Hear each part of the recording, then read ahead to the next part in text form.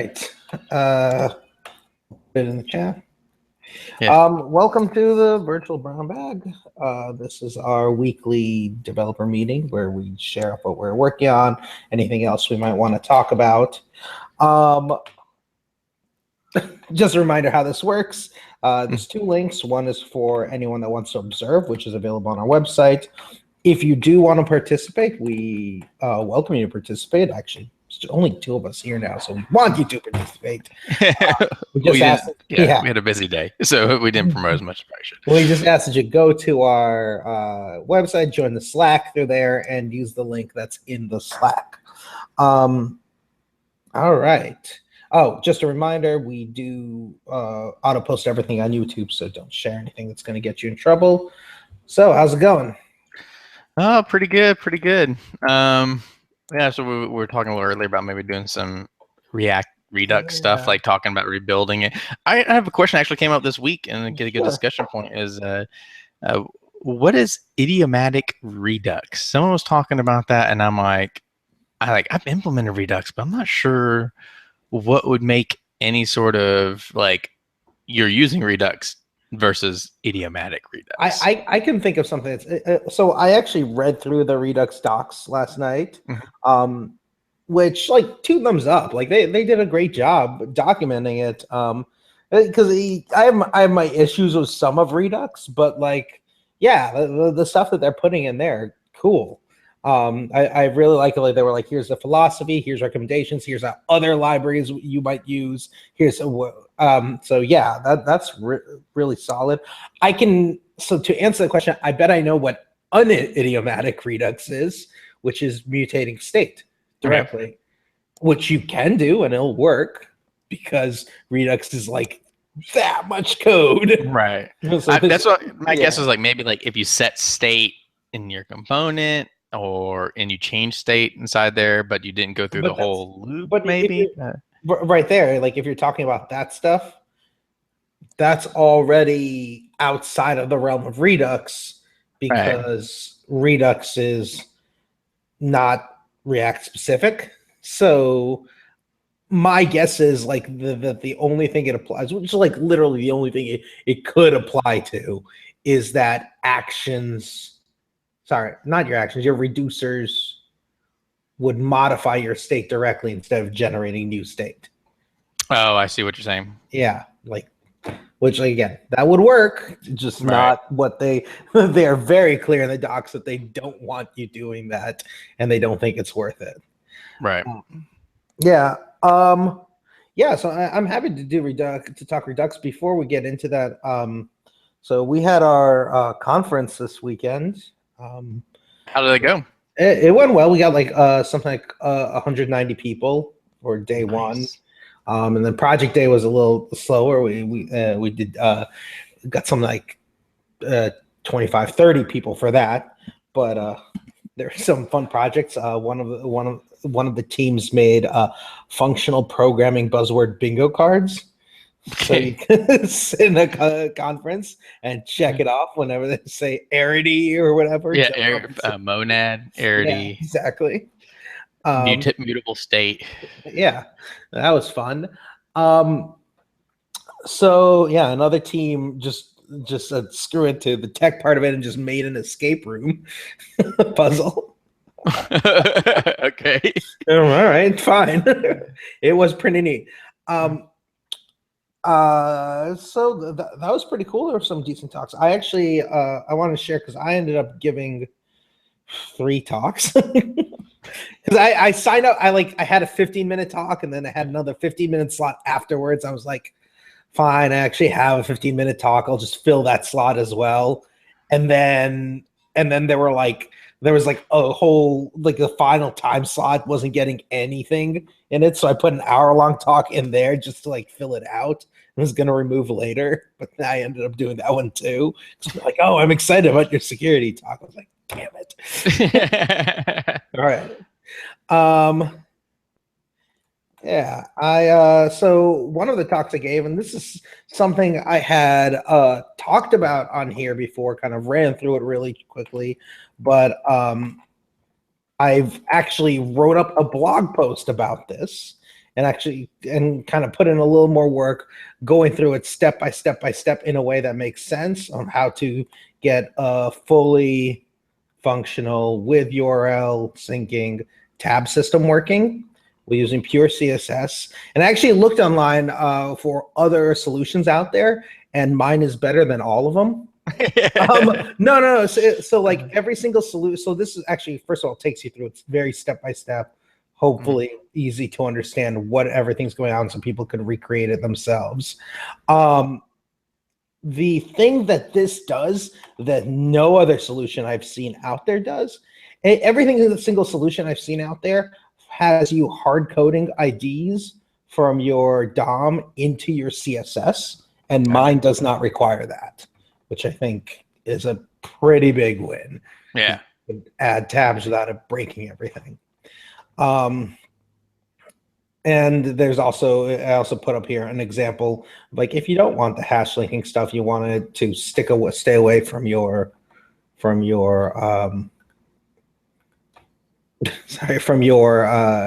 hash, because you're using and abusing Angular hash or React router or something like that. You could do it without it by using radio buttons as well. So that was just one thing I wanted to talk about. It kind of put up there. And I threw up another blog post kind of while I was at it, because I had it sitting for a while about how you probably don't need to learn MapReduce. You need to learn how to work with other developers if you're brand new, if you're like a recent CodeCamp grad and you're telling me that you really want to work with big data. Like, that's not your big issue. Okay, so when you learn MapReduce, I'm like, that's pretty good standard stuff. But I guess you're talking about like, I want to enter big data, and like, they're like, I want to do it. I like, that's my big hole. I'm like, no, it isn't. You've got much bigger holes. What does that even mean? No, like in their knowledge, they graduated CodeCamp, they've done a couple of small projects, and they're like, oh man, they're like, that's the one thing I've really got left to learn, and then I'm really gonna know everything. It's like, no, you've just been mostly focusing on learning rather than implementing for the last like year and a half or something like that, and now it's scary to switch focus to actually implementing rather than learning. But right, and I don't know, I guess, yeah, there's big data problems out there, but and it could just be my exposure, but like, especially if they're new, they're not going to be getting the big data problems. Yeah, no one's working on them. Like 0.001% of people are working. Right. That's why those people also can make a lot of money, because they're the few people in the world that know how to solve these problems. Yeah, exactly. So I just wanted to kind of put that out there. I wrote a blog post. This one right here, I think, could be useful for people. I actually should put this on Hacker News or something. Cool. So that was my thing. Besides that, we just talked security. There was some. Oh, I wanted to share this as well. Yeah, so Computer File is great. I think we all know them. They have great videos. This one came out recently about password cracking. Okay. Really cool one where he's actually showing you some password cracking, like actually running a password cracking utility on some databases, and kind of really dislodge some myths about how to generate a password. Because even like during the conference, I went to a talk where someone was talking about malware, and they were like talking about how to have a good password, and I'm like, you need to go watch this video, because that will change your mind. Because they're basically taking this app that's running a computer that has 4 graphics cards. That's it. Like, they're pretty good graphics cards, but they just pointed at a password database, and it's just unlock completely, one after the other. So if you're still using MD5 or SHA-1, or you don't know what you're using, you should, maybe take a look at it. Look at this stuff. SHA-512 is normal. Even something more, even something better would be good. was, I think, like bcrypt, right? That's Yeah, or that's what normal I've as well. been using, bcrypt. Yeah. So those were the big things I wanted to talk about. I don't know if anyone else has anything they want to talk about. Hello? I've been getting more into Angular, your favorite framework, George. Why? Because people pay me money to do it. Yeah. and I know how to do it. So I assume you feel the same way about it as I do. yeah. So. Oh no, but you like scope, so whatever. Well, I'm trying to follow more idiomatic new Angular focuses, Yeah. so using components and having a control that's a class, an ES6 class with Babel and so forth, and yeah, and get some tests set up for that. I was pretty unhappy with some of the tests. I would show code, but this is client code. I can't show it. So, but yeah, I was pretty annoyed at my typical JavaScript stuff because I'm like, oh, hey, I got some tests. I got it all set up. And I'm like, this is all cool. It's great. All right, I need to mock this stuff. Oh, wait, I don't have mocking. Oh, okay, now sign in, everything set up. Cool, it's great. And it's like, oh, this thing returns a promise. Let me mock this promise. Surely a mocking library has promises mocking. And oh no, yeah, I have to use this other library, but this other library doesn't really work because of XYZ and all this stuff. Is it and mock promise? No, I've used mock promise for my React stuff, and that worked out great. This is something else. So because I actually had a mock promise just fixed a bug that I found like a year ago. It was like if you new up a promise, it doesn't have a then method. So they just fixed it. So yeah, that's terrible. So stuff like that where you're just like, come on, guys, like this is just. And then it ended up being one of the libraries is my point. I was like, this is just typical. And like, this is not this is me. We're in different sides, like potato people. It's like a library that since sign-in didn't have promises, this library added promise support. But this library was like 50 lines of JavaScript, which then had a reference, had dependency to another library. That the same author guy wrote, and that was like maybe 20, 30 lines of JavaScript. And I was like, you've made 3 libraries of like maybe 100 lines of JavaScript that should have not even been a separate library, should have been part of this mocking thing anyway. Like, you're not. I can understand the Sinatra versus Rails. Mine is like, you think you can get away with not needing the stuff that Rails is bringing on, but you probably need it. But there are scenarios where I'm like, okay, Sinatra fits perfectly in school. But in this scenario, for my testing library, I'm not really concerned about the kilobytes or lines of code associated with it. Like, I'm more concerned, I want feature complete. It's like, I love Mocha, but then I still think it's dumb that it doesn't come packaged with a cert library, because I'm like, your testing framework is sort of like, I think that's a thing. It does have an assert, like, I think it does come packaged with an assertion. No, I don't know. You have to bring in Chai. I mean, well, no, you could use a console.assert. That is that. Maybe, yeah, it's true, because it does. Yeah, you could do that. But I guess mine is more, I'm perfectly fine with you having opinions and putting those opinions in and allowing people who do not share that opinion to swap that stuff out. That's fine. Yeah. I just don't think, like, hey, I want to build up my testing framework or whatever, and next thing you know, it's like Mocha, sign-in, Chai, Karma, Phantom. You know, like I'm spending all this time configuring where I'm just like, God, I just want to run a test, guys. Just want to run a test. But I ended up getting working, and and I hacked some JavaScript, and I'm happy with it. So it's all good. And the JavaScript I wrote, I'm pretty sure I looked at it and I was like, I bet George could do the same thing in 2 lines. Me, how many lines did you take? His lines are 8 or 10, but it was like really. Lines are like 30 columns long. His line is like. No, he gets more familiarity with, I think, with the ES6 syntax and how to shorten it up. And I'll dabble with it. But I definitely saw it and I was like, I think I could probably make this smaller. But it worked, and I had to move on to other things. Let's see. I mean, I've been doing some hacking because I started like my little chat client app a while ago, so I've been playing around with that. I mean, I don't know. Maybe I should try TypeScript. I don't know. Dude, hey, our session. Are you enjoying TypeScript? it? No. Oh, okay. Well then. I don't see the point.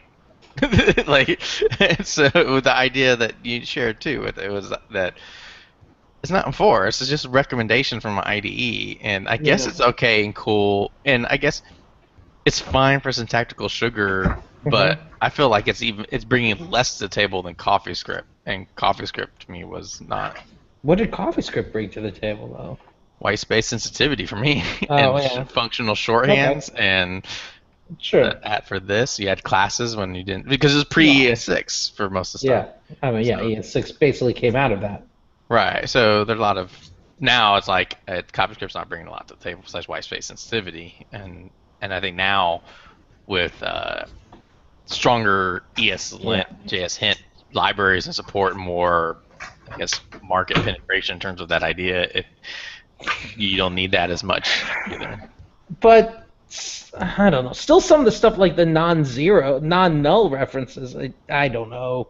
If it Maybe did that- the check, then yeah, maybe cool. I don't know, but I was when it was just like it's like yeah, you're totally gonna return this object, and I'm like I could totally be returning not this object, and oh yeah, you totally could. yeah, like so, If you're entirely in the world of TypeScript, it wouldn't be, the tools would yell at you. But since you were going from an API, you're not in the world of TypeScript, so which is kind of everything. Like yeah. everything's going to be pulling from some dynamically typed source. I need to get some Elm stuff. I had that one evening. I'm trying to pair with someone this week, hopefully, and get some better with it, and then I'll share more of it because I guess that's what I'm getting to. I was like, I'd rather do that if I want that, like actual type checking and like if you talk about the idiomatic redux about changing state, I immediately thought of that. I was like, well, they solved that problem, and then because you can't like you're changing it forces you to go down that path. So, all right. I guess I know we had talked about maybe implementing our own Redux. Yeah, that'd be cool to watch. Before we get into anyone else have anything they want to talk about? Share. I got my linter running. What your in-browser linter? Yeah.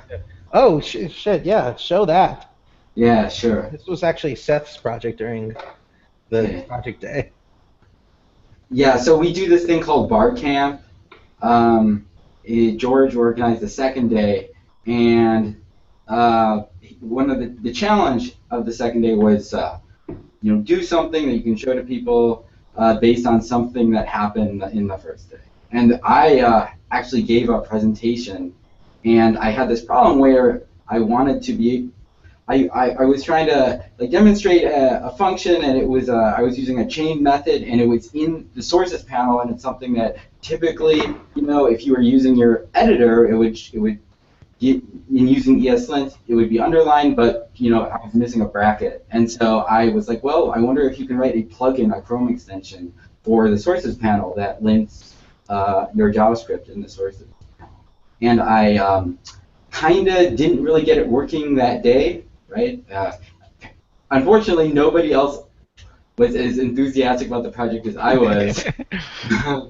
There was a couple other JavaScript developers there. They all had their own ideas. But yesterday I poked around it and I got it working. So I'm going to share my screen. Okay.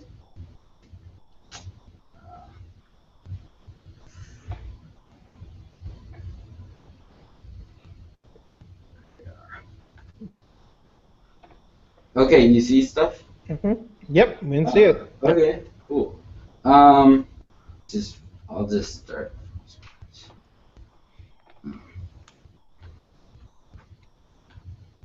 So if you don't know, in DevTools you can do something, and it's strange because it seems like something that I thought everybody would know, but basically you can add folders from your file system in DevTools.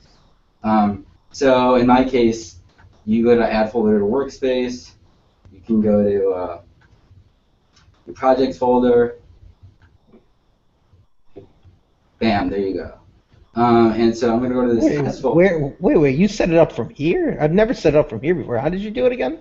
Oh, you right-click in the sources panel, add folder to workspace, and then you can just add any folder. And it also means that when you're doing a fuzzy finder, it'll show the folder I can fuzzy find. Nice. So here's test. This is just a test file that has a lot of problems in it. Mm-hmm. And basically, you hit save, and you see on the bottom. So unfortunately, there's an API that that lets you do line by line marks, but it's been experimental for like 4 years. And so there was a guy who implemented JS-Hit using this experimental API, but because it was experimental, and it really gives you a lot of bad warnings if you enable it through Chrome flags. Like every time you start up your Chrome, it says, you have this turned on, maybe you should turn it off. Not something that an end user really wants. If someone gave me an extension that required me to look at that warning error every time I started Chrome, it would have to be a really useful extension for me not to disable it. So this doesn't use that. This uses a newer API feature which lets you actually add panels. So over here, it shows. Oh, I didn't actually. This is how you get a sense of what it is. If I didn't do a git pull, I have to do because I worked on it a little bit and I changed the language, this is an array, and I changed it to an object that's ordered by line number. So let me just do that real quick. CD pull. Ooh.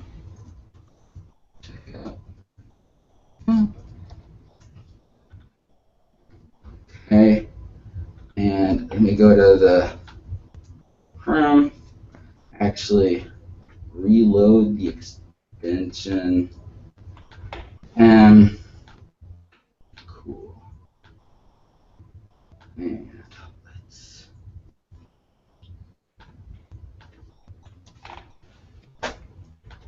do that. Sources panel. Bam. Yeah, here you go. Oh, nice. Yeah. So you added it to a panel, and now you just got to make it appear in line. yeah. It just adds a new panel every time, though. Right now. Oh, yeah. And so I'm going to add that check. Not bad, though. Yeah, that's nice. Mhm. That's cool. Did you? Well, I guess you could just. It might be a good idea to console log everything too. Yeah, I would like to eventually get to the point where there's a cool. You can implement not tooltips, but in the status bar, you can customize that. So so this bar in the sources panel right here, you can customize, and so in like JSBin, it lets you. There's that option. And so I can basically mimic, and I don't think it's not as good, of course, as having it totally in the gutter. I mean, that's just the truth. It's really nice to have it in the gutter, but You might still be able to do that. Like if you have control over the window editor. I mean, first of all, it's probably like Ace or something, right, inside of there. It might have hooks for it, but second of all, you could always just drop a icon on the editor and just offset it or something. Yeah, that's true. That's true. I'm not sure if you're actually allowed to run scripts directly on this page, though. So, for example, I don't if I wanted if it was. I think you actually might be able to. You might be able to run. I think you can run scripts directly on the panel that you create. But I'm not sure if you can. I'd have to look into it. Actually, that might actually be possible. I have to. Unfortunately, and Chrome Extension API is okay, but the DevTools API specifically is really confusing. Like really confusing. I buy that. And all the examples are from like 8 years ago. And so it's tough. I mean, there's an issue where it's like people are like, hey, maybe you guys should put some work into it, because a lot of developers would like a clear way of when you describe some of these features, like if you could describe it in a more comprehensible way. But that's just I guess it's not a priority for them. Yeah. So yeah, that's it. That's all I have to show. I found out there's a flag for, and Seth goes by. I found out there's a flag where you can launch Chrome from the command line and it'll like automatically open DevTools on any tabs. Oh, nice. Yeah. Yeah, so I was saying I found there's a flag you can, if you launch Chrome from the command line with it, auto-open-devtools-4-tabs, it'll automatically open DevTools on any tabs for that instance. Huh. Which is nice. That I also found out that like a lot of the flags that Chrome has sometimes don't work on Windows at all. Really? Yeah, like, but sometimes they do. It's very confusing. I have like an issue. I actually had to like file an issue on the Chromium issue tracker. But like I've had a couple coworkers test and like one of them he gets the same results from it where it's a lot of the flags don't do anything. Like the version flag doesn't even do anything. But then like incognito works. The incognito flag works. But then like another coworker also on Windows running the exact same version tries it and it works for him. It's very strange. That's so wild. Yeah. That's the problems of building shit in C, I guess. You think they have I don't know. I always think it's Google. They have basically an unlimited amount of money. So Yeah. I'm surprised that they don't have a whole team on it whose job is just to write I mean, documentation for the extension API. Oh, I'm yeah. That no, they're not putting their money toward that, definitely. There was Putting their money into projects, they're going to be awesome. They show a lot of promise, and then they're just going to throw away in a year or two. They're like, we like churn. That's what we like to spend money on. Yeah, well, I mean, like you hear there's always these stories. I mean, about like there was one actually recently. I think my wife was telling me or something that about a woman who had who basically had some two daughters who were special needs, and then someone just started an account on Facebook pretending to be her, and then and just soliciting funds. And she couldn't get like Facebook to like really take it down because they're like, okay, well we need forms of ID and stuff like that, or you know, they're like you hear stories about that where it's like, oh, that's such a clear-cut thing that should be done. And in the meantime, someone's life is like getting ruined. And it's like, oh, these companies don't care. And it's not so much.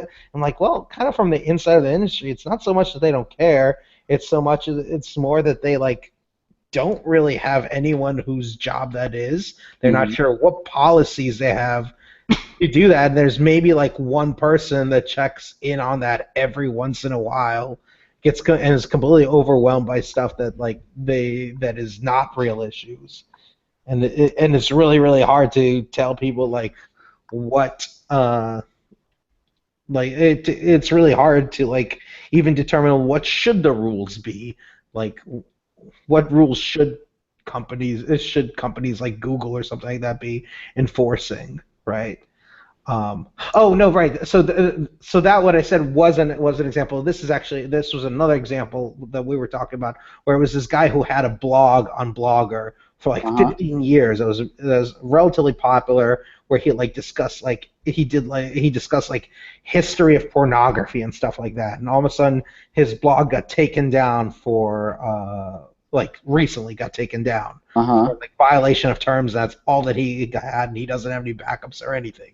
And that's where he was doing all his work, and he can't get anyone to answer. Well, he didn't have. Oh God. Yeah, I know, right? And but non-technical and all that. But I mean, like, what exactly should the rule be? Yeah. What exactly do we expect from someone whose platform you are using rather than building your own? Right. It's tough. I mean, this is a non-democratic, like as much. Maybe it's a benevolent dictatorship, but it's not. Yeah. like at the end, there's limits to, and I mean, yeah, like if they set down a policy, fine, but they haven't because I don't know that they know what sort of policy they want to do, and they don't want to have to devote resources to something, and they wouldn't until they're like forced to. Yeah. So it's all sorts of Wild West right now. oh, can I show my? I Sure. just want to show 1 second Go for it. that real quick because I actually got this just to illustrate a little bit better. Can you see it? Yep. Okay, cool. So you can see how it says line 2, 3. It's not terrible. It's actually a pretty slick interface. Yeah. In terms of the way that it will parse an object. Mm-hmm. But like, if you guys have any suggestions for ways to do it, like because so you can do overlays. You can do, I don't know, in a non-obtrusive way. I mean, well, so typically you would do a red dot or a red underline, right? Yeah. Unfortunately, the underline and the dots are both experimental features. So it has to be like a different way, right? What about click on something to go to that line? Oh, that would be good. Yeah. Yeah. And you wouldn't necessarily want to click on it here, but if you write the arrows to the console, those can have links, and I'm clicking that. Right. Goes to that line at that point, like gives like a little display as to what the arrow No, that's is. a good. I'm sure that's something you can implement in this panels, based on the messaging. Where if you click on one of these lines or something, it would actually just take you to, or like highlight that line number. Right. Exactly. Yeah, well, scroll to it, highlight it, and then also like maybe display at the bottom like a little panel with the actual message, something like that. Oh yeah. That'd be cool. Take advantage of both of them. Yeah. Both those features. So you were saying before about implementing a Redux? Yeah, let's take a shot at this. Okay. I'll share my screen. Why not? I read through the Redux documentation yesterday. I didn't read. I mean, like I haven't like really used Redux before, so you'll have to like help me a little bit. But let's start by we're walking through how it would work. So I want you to talk me through this. So we would do something like import, right? And you have a dispatch command, which actually dispatches an action, and then there's something that actually tells. Well, the reducers fire automatically, but how do you listen to changes to the state? Well, changes to the state. I mean, it's React, so they automatically re-render. Well, but that's if you're using React, but you don't have to. But if you're not using React, yeah, I have it somewhere here. So yeah, like because that's they're using React. Let's see, reducers store. Dispatching actions, that's dispatch. Oh, but you would do store.subscribe is the... That's what yeah. So there's store.subscribe. Okay, store.dis. So there's dispatch, store.subscribe, and then that's it, right? There's not really anything else. Everything, yeah. Okay, cool. So whatever, and subscribe.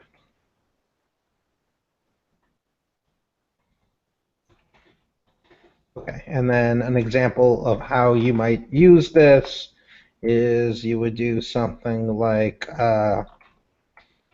set interval. We'll have this fire every 2 seconds, whatever, and we'll do something like dispatch. A tick event. Something like that, right? And then up here, so then create tick would be something like const create tick equals time arrow time right there. And then we would do something like subscribe. And inside of there would say state. And just we'll do a very, very simple thing and say, so.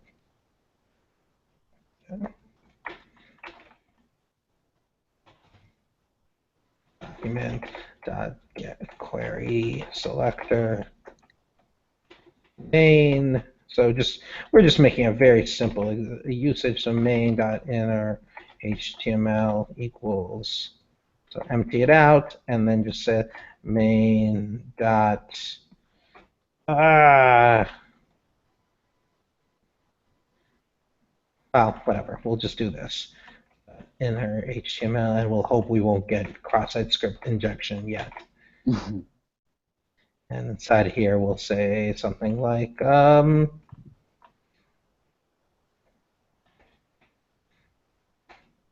whatever.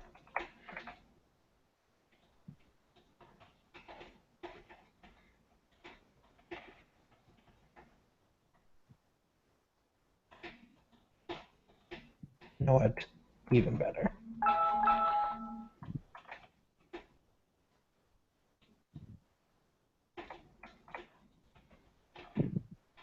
Caption. Ooh. Oh.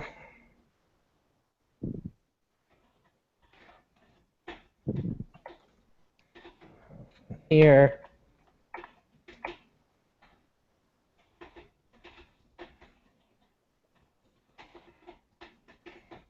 And we'll do state time, right? So, like this would be a very simple React app. Make sense? Am I missing anything? Tick time, when time changes. Okay, so time is. All right, and actually, I guess that might not be like a great example. Like maybe, oh, how about this? And we'll do something like div. Oh, I know. Class equals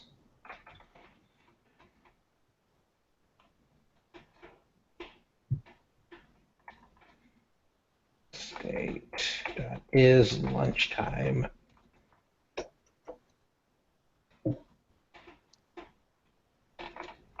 Like that. So that way, so now we've got two things on the state. We've got the time, and then which is going to be like a formatted time, let's say, and then we'll just say like something like this, HM hour minutes, and then we'll say a Boolean as to whether it's lunchtime or not. Okay.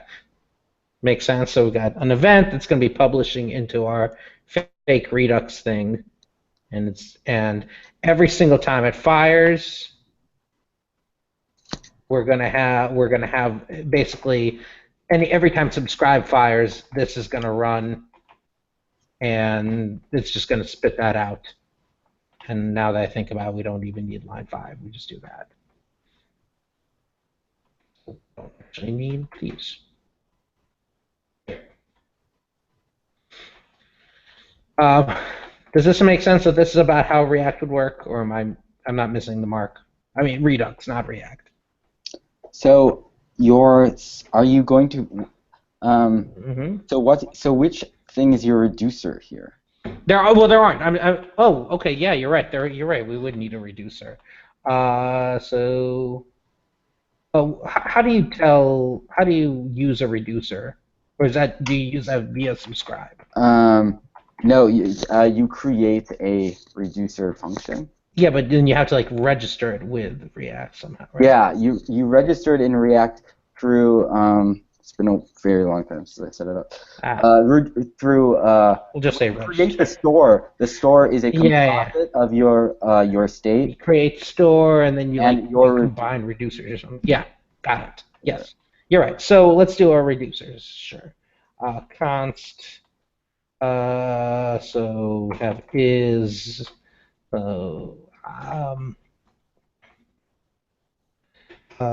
Tick formatter equals state. Not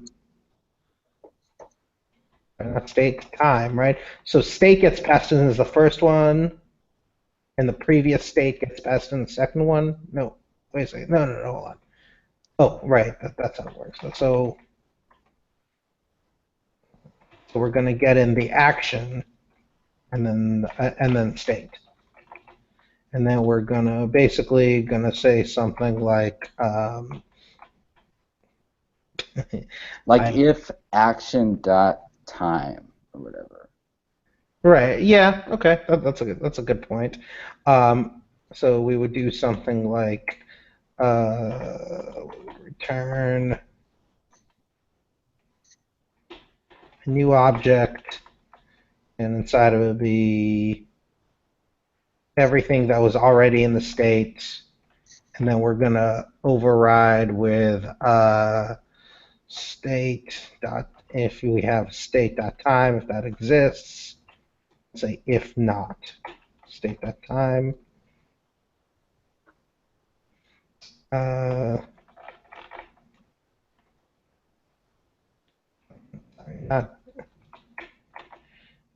I am okay. Wait, hold on. I'm getting myself confused because let's follow the React thing. So if action dot change type, and what you would do is you would do this. You do action dot type, and so in create tick you would make instead of just passing time it would pass exactly. Yeah, and there's a couple things with that I don't particularly like, but sure, let's do that. So if action then we're gonna return. Now here we are back to this. So we are returning the previous state plus and then we're gonna do time, hour, minutes.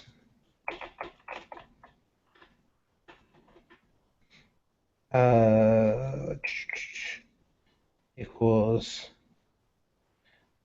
action dot time. That was a get total hours. I don't remember exactly how to do it.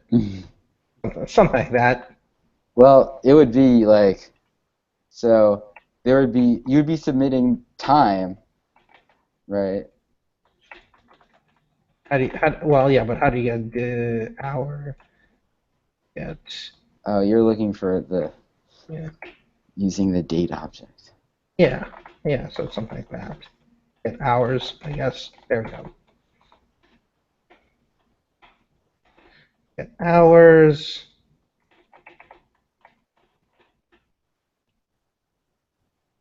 And then we'll do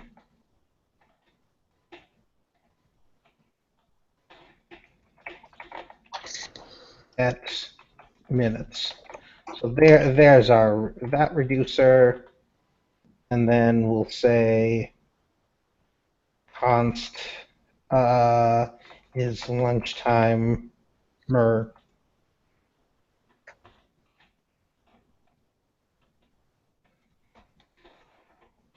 if action dot type equals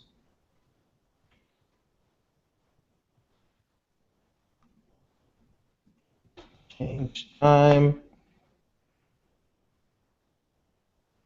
return state comma is lunchtime, and that's time, hour, minutes. Nope, sorry. type comma time. At time dot get hours is greater than 12, and time dot get hours is less than or equal to 13, something like that. So it's going to have an is lunchtime, and then we need something like create store from pick formatter. But I know this isn't exactly how it works, but it's pretty. I like you pass in an object or something that we can come back to it and look at it later, but that's basically the basic idea, right? The is lunch timer. So you're having two reducers that you're combining? Yeah, I'm using two reducers. Yeah. Okay. So I think what you do is actually you pass in the property that you care about or something like that at some point. Like I said, I read it in the docs and it's there. Yeah, well, actually, the property gets passed in implicitly. So, like, you have that time. You saw that your time, that create tick thing you got. Okay, so you're passing in the time property. It'll be time, and then there'll be a time. And so, assuming like that, so when time gets set, you can just do. It's just. Is this part of an object? Is this part of an object? Well, it would just be like action.time. So I'm gonna assume there's only one. The action.time.getHours, and you can just set that up. Well, this is action get time because this right here is action. Right? So I'm blocking time out of there. You're using cool. You're just grabbing that. Yeah, I honestly. That's actually a cool destructuring trick. I've never used that. That was a little confusing for me when I was. Yeah, that's actually the best use of destructuring because this way, like someone can look at. Because otherwise, they just see that it's an action, but this way you see exactly what you expect of it. Right. It would be even better if you could specify what type should be in there. But type equal or something. Well, yeah. What if we did instead of that, you did something like type change time, and just for this one you would do something like type change time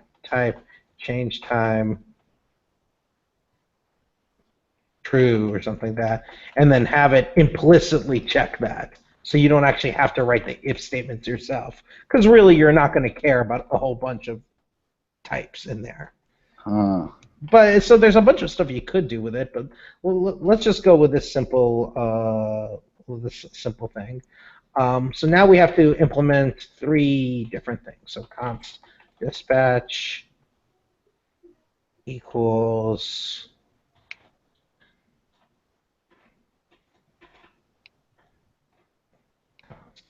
subscribe equals fn const create store equals so that would be reducers.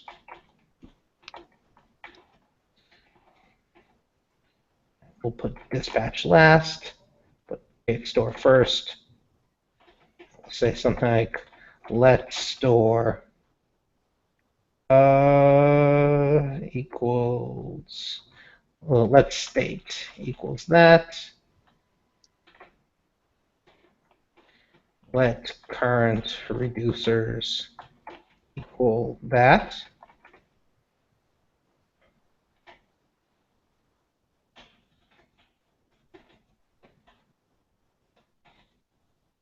So then subscribing is simply going to be a matter of going through current reducers dot reduce and then we'll say reducer comma state current state. We'll do reducer actually and apply it to the current state. and then started off with. There we go. So this whole thing is by itself, and then the state is what we start the whole thing off the reduce with, and then just down here, we do current state equals that. Right. State. So we reassign it so it's next time, and then dispatch is simply gonna. Oh wait, hold on, no, hold on. Subscribers is gonna be this. Let subscribers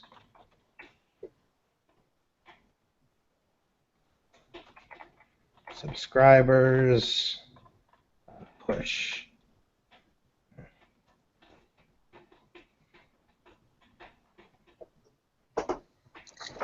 Comma FN, and then dispatch is going to be this.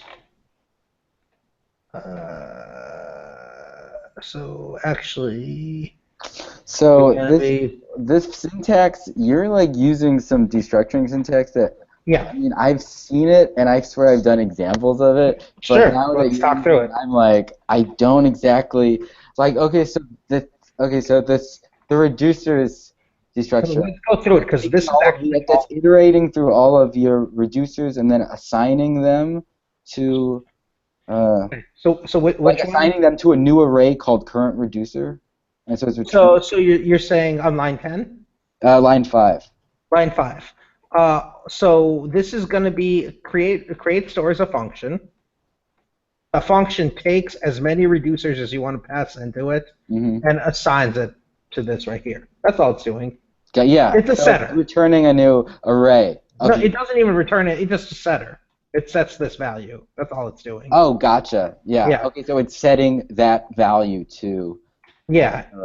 And then and then I'm just missing one thing down here, I think. And then the second one is the subscribers, which is you're using the head-tail syntax. Am I wrong about that?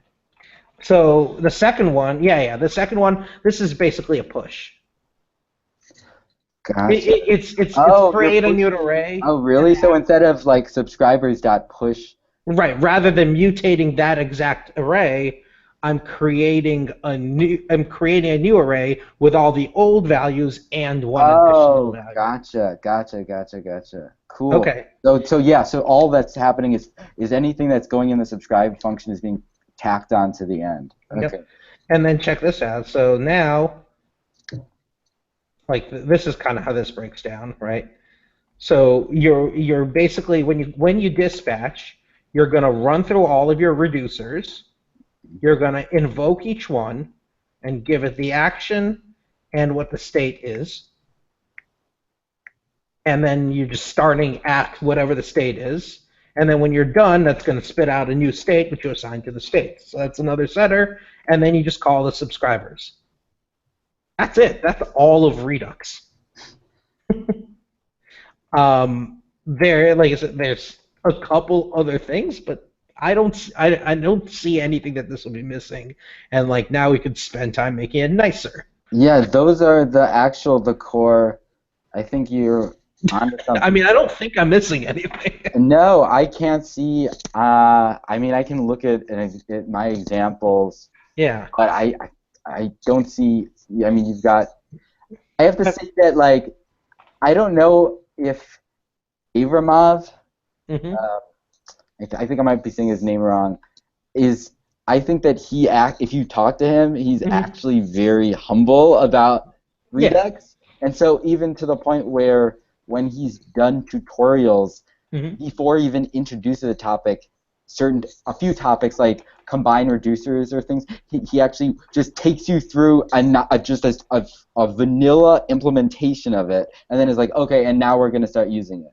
Yeah. So he's basically operating under the assumption that the functional programmers who are looking at this are going to actually know how it works underneath the hood. I think, it's cool that Facebook hired him, but I don't know if that reflects on his genius. I think that Redux just happens to be the Flux implementation that won.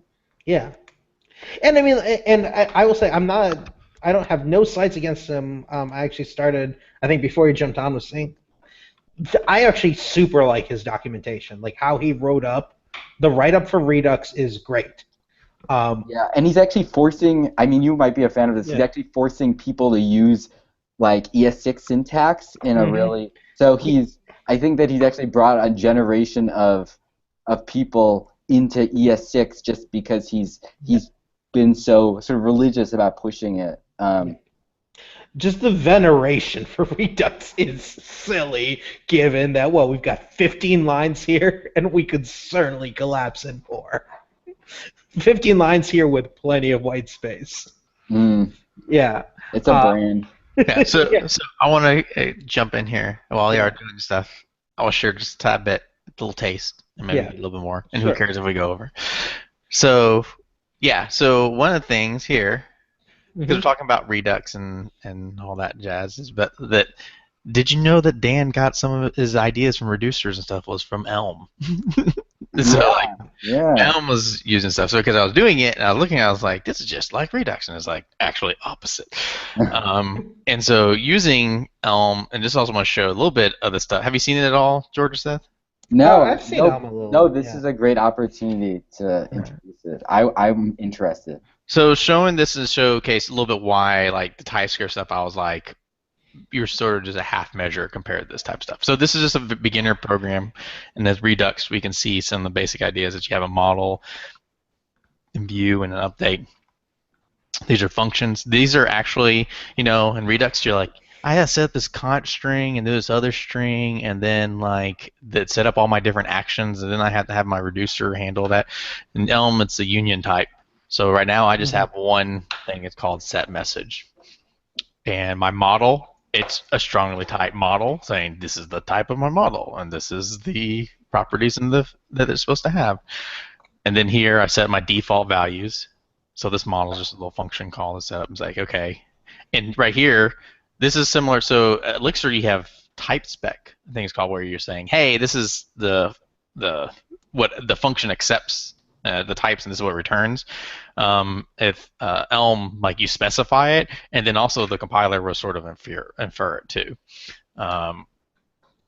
Here your update. So this is where then Redux should be your reducer, and so here we say, hey, we're going to get a type of this, and then we're going to get a model, and then we're going to return a model. And I've seen discussions like, why is there these many arrows? Because actually it has to do with functional currying. But I'm not an expert in it. Was that on the bingo card, George? Currying? I think currying was. Yeah. See. Well, no. So basically, it's a function that returns a function that returns a function. Right. That's why they have the syntax the way they do. Because a function that returns a function that returns a function is the same thing. Is a more flexible, but conceptually the same thing as a function that takes 3 parameters. Right, and like I watched on Richard Feldman give a talk, and it was a discussion. I was going, okay, I understand the idea, but Oh, cool. And so here he didn't use the bingo card monad, which you'll be disappointed by. See, that's the thing. That was my first one. I've been monad. He was talking about it initially, and he must have forgot. Or identity they were trying to write up definitions. That's why. The world wasn't ready. Yeah. And so then I have my view, which is your render, which you say, hey, I'm accepting a model, and I return HTML, and then action. All right, so obviously you don't have JSX, so you have to do this yourself. This is the tag. TypeScript, basically. Yeah, so this is then the properties on the element, and then this was it goes in. Actually, where did those come from? Because you're not importing H1 anywhere. Right here up top, I'm importing. Oh, so exposing ... Right. Or is that VS Code collapsing ... or no, it's me coding saying, hey, bring it all in. You can actually specify which individual ones you want. Right. But I'm an idiot, so I'm just give it all is a language thing. Okay, got it. All right, so I have here, and I can be like type, and as I type, it changes the stuff because it just loops through it so fast. So what I was going to show is like, let's add like a reset button. So I'd go here and I'd say, hey, you can reset the message.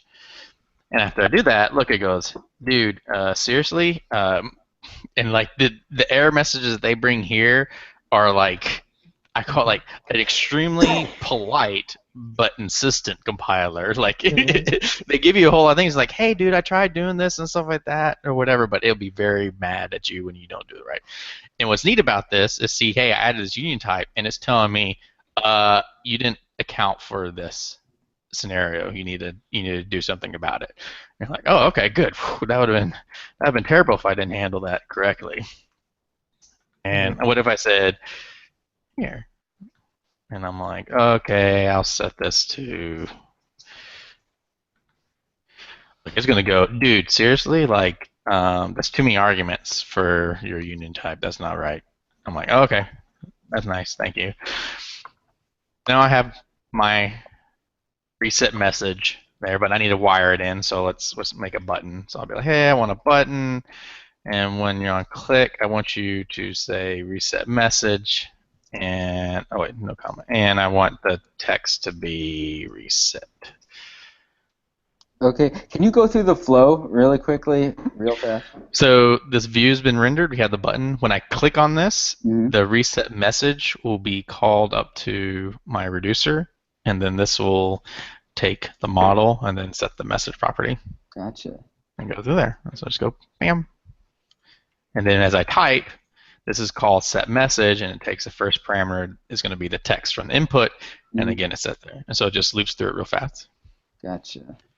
So to me, what I like about this is like, okay, I think like I like the Redux flow, but I see this is where it originally came from, as like this fits better in terms of like its core with that stuff. You have the type checking. So TypeScript feels light because it's like, dude, you're suggesting things. This is actually telling you, if you do not do the types you tell me, I will fail you. Like you could not go past go. You cannot collect $200 until you get it right. Obviously, though, it's not JavaScript. It's Elm, so you have to learn a new language.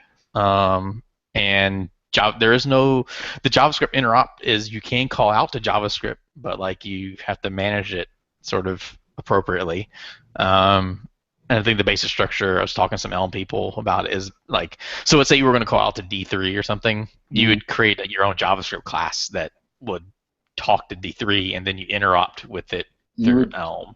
So you would create like an adapter? Yeah, essentially. That's because otherwise, like they're saying that if you try exposing everything in the library, it gets really weird and complicated. Right. That makes sense. So you have to kind of go all in. You can't just be like, hey, I'd like to throw in some jQuery here. Yeah. Well, you can, but it's also more component style with Elm that I've seen. You can do routing. I haven't messed with it, but yeah. Anyway, this is my brief exposure to Elm. Some pretty awesomeness inside there. But this is why I don't care for TypeScript. Because I go, if I'm gonna go for typing and I want like that safety and that power, then let's go full force. Yeah, let's go all in with this and be like, the Elm compiler is going to be your most polite, evil friend. Like, you suck, you're terrible. So you go, hey, look, I'll just change that to there. It's like, no, I don't think so, son. Yeah, so I'm inferring that this is the type, but you probably don't want that. Anyway, so that's what, and I'm using Webpack here, and so it's pretty easy to configure and get things set up. Guys, I got to drop. Yep, it's done. Anyway, lots of fun, lots of cool stuff. Thanks. Guess talk to y'all later. Yeah. Bye. Bye.